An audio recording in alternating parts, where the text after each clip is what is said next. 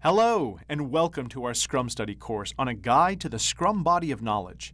I hope you're doing well.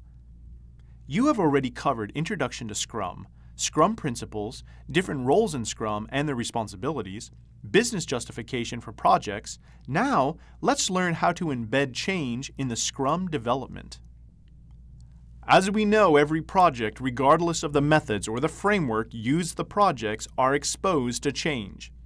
In a fast-changing environment, the customers are bound to come up with several changes to the scope throughout the life of the project. It is imperative that the Scrum team understands the challenges faced during the projects and understand how the Scrum development processes are designed to embrace change. This chapter is divided into the following sections. The first being Roles Guide and the relevance of the primary Scrum roles in change process.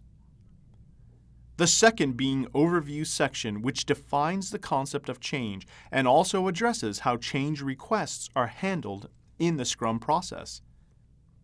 The third being Change in Scrum, which explains the importance of effectively managing change in a Scrum project. It also addresses how flexibility and stability can be achieved through appropriate handling of the change requests that arise throughout a project.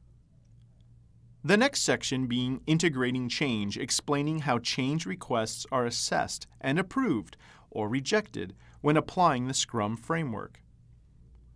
This section describes the impact of changes to programs and portfolios and explains how any change may have a cascading effect on all dependent projects and sprints.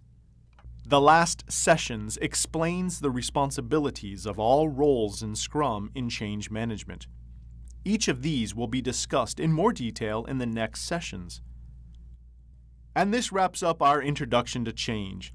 I look forward to seeing you in the next session, in which we will study what the SBOC guide says about overview of change. Until then, thank you for learning with us.